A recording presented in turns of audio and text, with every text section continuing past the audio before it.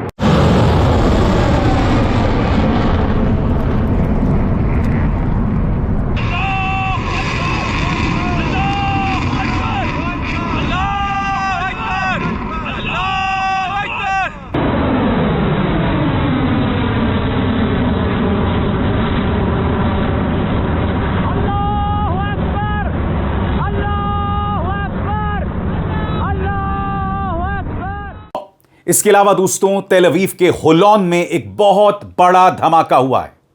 कौन है इस धमाके के पीछे, कोई नहीं जानता, मगर जाहिर सी बात है इससे अफरा तफरी मच गई। इसका मतलब जो लोग इस्राएल के खिलाफ हैं वो कहीं ना कहीं ये संदेश दे रहे हैं कि तुम हमारी गिरफ्त में हो, हमारी पहुंच में हो, और हम जब चाहे तुम पर हमला कर सकते हैं। देखिए किस तरह की अफरा तफरी थी जब तेल अवीव के होलोन में यह कार ब्लास्ट हुआ।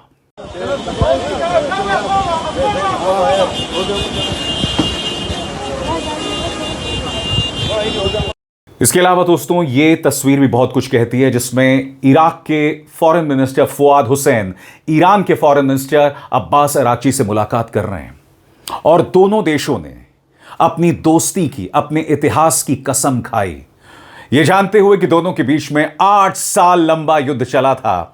बावजूद इसके ये मुलाकात कहीं ना कहीं एक संदेश देती है अमेरिका को, क्योंकि ये मत भूलिए दोस्तों कि आज की तारीख में इराक अमेरिका का एक बहुत बड़ा अड्डा है।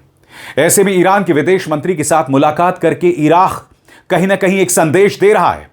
मगर आपके लिए जानना बहुत जरूरी हो जाता है कि अमेरिका ने लगातार 2 बार हमले किए, 2 रात लगातार हमले किए, जिसके जवाब में ईरान ने भी हमले किए। यानी कि अब यह सीज फायर नाम मात्र रह गया है, बस खाना पूर्ति के लिए सीज फायर है, खाना पूर्ति के लिए युद्ध विराम है। हालात बद से बदतर होते जा रहे हैं, और इसीलिए आपको मेरा यह शो अंत तक देखना चाहिए, क्योंकि मैं आपके लिए लाया हूं कुछ अहम जानकारियां। सबसे पहले दोस्तों, आपकी स्क्रीन पर CNN की खबर जो कहती है US and Iran exchange fresh strikes as Tehran threatens to halt talks. Iran ने साफ तौर पर कह दिया है कि हम यह बातचीत रोक सकते हैं, और अगर ऐसा होता है तो एक बार फिर यह पूरा इलाका जंग के आगोश में आ जाएगा। दूसरी तरफ ईरान के आर्मी चीफ ने कहा है कि हमारी तैयारियां पहले से ज्यादा पुख्ता हैं। उन्होंने क्या कहा कुछ देर बाद, मगर सबसे पहले the big breaking news on your screens. Iran के विदेश मंत्री ने दोहराया कि जंग हर मोर्चे पर खत्म होनी चाहिए, लेबनान में भी। ईरान के विदेश मंत्री अब्बास अराक्ची ने बगदाद में प्रेस कॉन्फ्रेंस के दौरान फिर कहा कि जंग पूरी तरह से खत्म होनी चाहिए और इसमें लेबनान भी शामिल है। उन्होंने कहा, अफसोस की बात यह है कि इस्राइल अब भी हमले जारी रखे हुए है। समझौते के तहत इन हमलों को रुकवाने, सीज फायर लागू कराने और कब्जे वाले इलाके में इस्राइली सेना की वापसी तय करने की सीधी जिम्मेदारी यूएस की है। अमेरिका और ईरान के बीच हुए समझौते में लेबनान में भी सीज फायर का जिक्र है, लेकिन इसके बावजूद और शुक्रवार को इस्राइल और लेबनान सरकारों के बीच नए समझौते के बाद भी दक्षिणी लेबनान में झड़पें कम नहीं हुई हैं। इस्राइल का कहना है कि उनकी सेना दक्षिणी लेबनान में बनी रहेगी क्योंकि उसका मकसद ईरान समर्थित हिजबुल्लाह को खत्म करना है। इसके अलावा दोस्तों, सारा जो गतिरोध, सारा जो स्टैंड ऑफ है ना, वो हॉर्मूज की वजह से बना हुआ है। ईरान यह कह रहा है कि अगले 30 दिनों तक, और यह बात समझौते में है, अगले 30 दिनों तक हॉर्मूज पर हमारा पूरा कंट्रोल रहेगा। ईरान यह तय करेगा कि कौन सा जहाज किस रास्ते से गुजरेगा। तो बड़ा सवाल, इसे वायलेट क्यों किया जा रहा है? और यही वजह है कि हमने सिंगापुर के एक जहाज पर हमला किया, उन्हें वार्निंग दी और फिर इसके जवाब में अमेरिकी सेंटकॉम ने, अमेरिकी सेना ने ईरान पर 2 हमले कर दिए। मैं चाहूंगा आप सुने क्या कह रहे हैं अब्बास अराक्ची, और उनके इस बयान से काफी कुछ साफ हो जाता है आपकी स्क्रीन पर। ईरान के विदेश मंत्री अब्बास अराक्ची का कहना है कि अगले 30 दिनों तक हॉर्मूज स्ट्रेट पूरी तरह ईरान के कंट्रोल में रहेगा और अगर अमेरिका ने कोई सैनिक हमला किया तो पहले से ही नाजुक हालात और बिगड़ जाएंगे। सबसे बड़ी बात, ईरान यह साफ तौर पर कह रहा है कि हमारी तैयारी पहले से कहीं ज्यादा है। आपकी स्क्रीन पर दोस्तों, यह ईरानी सेना के प्रवक्ता ब्रिगेडियर जनरल अक्रमी निया, और मैं चाहूंगा कि अक्रमी निया ने दरअसल कहा क्या है, आप उस पर गौर करें। क्योंकि देखिए, अमेरिका ने 2 बार हमले कर दिए हैं, ईरान भी इसका जवाब दे रहा है। इसी मंच पर मैंने आपको बार बार बताया कि जब सीज फायर हो गया था तो ईरान थमा नहीं था। ईरान को रशिया लगातार ड्रोन पार्ट्स सप्लाई कर रहा था। ईरान जोरों से रिकंस्ट्रक्शन कर रहा था अपने तमाम मिलिट्री बेसिस की, जिन्हें 40 दिन की जंग में नुकसान हुआ था। अब गौर फरमाइए, ब्रिगेडियर अक्रम निया दरअसल कहते क्या हैं। ईरानी सेना के प्रवक्ता ब्रिगेडियर जनरल अक्रमी निया ने कहा, अमेरिका इस्राएल युद्ध के आखिरी दिनों में हमने नए ड्रोन तैनात किए। इनका विकास युद्ध शुरू होने से काफी पहले से शुरू हो चुका था, इसलिए हम उन्हें युद्ध के दौरान इस्तेमाल कर पाए। सेना और आईआरजीसी दोनों ने नई काबिलियत वाले अपग्रेडेड मिसाइल्स की भी तैनाती की। इससे साफ होता है कि हम सिर्फ अपने पुराने हथियारों का इस्तेमाल ही नहीं कर रहे थे, बल्कि साथ साथ नए हथियारों की रिसर्च और डेवलपमेंट पर भी लगातार इन्वेस्टमेंट कर रहे थे। और अब एक जरूरी संदेश, सच के इस सफर में मेरा साथी बनिए, मेरा चैनल ज्वाइन कीजिए और इनमें से एक विकल्प, एक ऑप्शन चुनिए। शुक्रिया। आपने गौर किया? याद कीजिएगा दोस्तों, जब 40 दिन की जंग चल रही थी तब मैं आपको क्या बता रहा था? मैं आपको यही बता रहा था कि ईरान इस जंग में अपनी पुरानी मिसाइल्स का इस्तेमाल कर रहा है। इसी बात का जिक्र अक्रमी निया कर रहे हैं, ब्रिगेडियर अक्रमी निया कर रहे हैं कि जब 40 दिन की जंग चली, हमने अपने पुराने मिसाइल्स और ड्रोन्स का इस्तेमाल किया और इस दौरान हमारा रिसर्च लगातार चलता रहा और अब हमारा स्टॉक बहुत पुख्ता है। मगर ईरानियन फॉरेन मिनिस्टर ने यह जो बयान दिया है कि अगले 30 दिनों तक हॉर्मूज पर हमारा कंट्रोल रहेगा, इसके मायने क्या है? क्योंकि गौर कीजिएगा दोस्तों, अल जजीरा क्या कहता है। Iran says it alone controls Hormuz over the next 30 days, warns against attacks. Iran यह नहीं कह रहा है कि हॉर्मूज पर हमेशा उसका कंट्रोल रहेगा, मगर समझौते के तहत अगले 30 दिनों तक ईरान यह फैसला करेगा कि कौन सा जहाज किस रास्ते से जाएगा। अब जब यह समझौते का हिस्सा है तो आखिर इसका उल्लंघन क्यों किया जा रहा है? इसे वायलेट क्यों किया जा रहा है? और अब्बास अराक्ची के इस बयान के क्या मायने हैं? क्या है इसका महत्व? गौर फरमाएं। यह कहीं ना कहीं अमेरिका को एक डायरेक्ट वार्निंग है, सीधी चेतावनी है। ईरान कह रहा है कि अगर अमेरिका ने हमला किया तो हॉर्मूज में जहाजों की आवाजाही और मुश्किल हो सकती है, यानी मिलिट्री कार्रवाई से समस्या सुलझेगी नहीं बल्कि और बढ़ेगी। हॉर्मूज को दबाव बनाने वाले वेपन के तौर पर इस्तेमाल करना। जैसे कि आप जानते हैं, दुनिया का करीब 20% तेल और बड़ी मात्रा में LNG इसी रास्ते से गुजरती है। ईरान इस अहम समुद्री रास्ते पर अपनी असर का इस्तेमाल बातचीत में दबाव बनाने के लिए करना चाहता है। 30 दिन की समय सीमा का संदेश क्या है? 30 डेज का टाइम फ्रेम। यह 30 दिन अमेरिका ईरान के बीच चल रही बातचीत के लिए बेहद अहम है। ईरान कह रहा है कि अगर समझौता करना है तो इसी दौरान करना होगा, वरना दुनिया को आर्थिक कीमत चुकानी पड़ सकती है। इसके अलावा जंग से पहले वाले हालात में लौटने का इरादा नहीं। ईरान साफ तौर पर कह चुका है कि अगर समझौता हुआ भी तब भी हॉर्मूज पहले की तरह नहीं खुला रहेगा। वो चाहता है कि फ्यूचर में इस स्ट्रेट के मैनेजमेंट में उसकी ऑफिशियल भूमिका मानी जाए। और कहीं ना कहीं ईरान यहां पर तेल और शिपिंग बाजार को भी एक सख्त संदेश दे रहा है। और वो संदेश क्या है? आपकी स्क्रीन पर। जब तक ईरान पूरे कंट्रोल की बात करता रहेगा, तब तक तेल की कीमतें, जहाज का बीमा और शिपिंग लागत पर दबाव बनता रहेगा। घरेलू राजनीति के लिए भी इसका संदेश है। ईरानी सरकार अपने लोगों को दिखाना चाहती है कि जंग के बाद उसने अपनी रणनीतिक ताकत बढ़ाई है और अब हॉर्मूज जैसे अहम समुद्री रास्ते पर उसकी पकड़ पहले से ज्यादा मजबूत है। और सबसे बड़ी बात, आज बहरीन और कुवैत पर हमले किए गए, वहां पर अमेरिकी मिलिट्री बेसिस पर हमला किया गया। कहीं ना कहीं अब्बास अराक्ची इसके जरिए खाड़ी देशों को भी एक संदेश दे रहे हैं। और वो संदेश क्या है? गौर फरमाइए। ईरान यह बता रहा है कि हॉर्मूज की सिक्योरिटी और उसका मैनेजमेंट में फ्यूचर में कोई भी इंतजाम किया जाए, ईरान को नजरअंदाज नहीं किया जा सकता। सबसे बड़ी बात दोस्तों, आज का दिन एक और वजह से अहम था। जैसे कि आप इन तस्वीरों में देख सकते हैं, आज ईरान के विदेश मंत्री अब्बास अराक्ची ने इराक के विदेश मंत्री फुआद हुसैन से मुलाकात की। यह मुलाकात और इस मुलाकात की मिर्ची वॉशिंगटन में जोरों से लग रही है, क्योंकि फुआद हुसैन ने यह कहा जाए इराक और ईरान ने मिलकर अमेरिका को एक कठोर संदेश दिया है। सबसे पहले मैं आपको बताना चाहता हूं कि फुआद हुसैन यानी कि इराक के विदेश मंत्री फुआद हुसैन ने कहा क्या है, आपकी स्क्रीन पर। इराक के विदेश मंत्री फुआद हुसैन ने कहा, ईरान हमारा पड़ोसी देश है और उस पर हमला होना बेहद दुखद है। हम किसी भी देश के खिलाफ युद्ध या अग्रेसिव कार्रवाई का विरोध करते हैं। हम किसी भी युद्ध को और फैलाने के पक्ष में न रहे हैं ना हैं।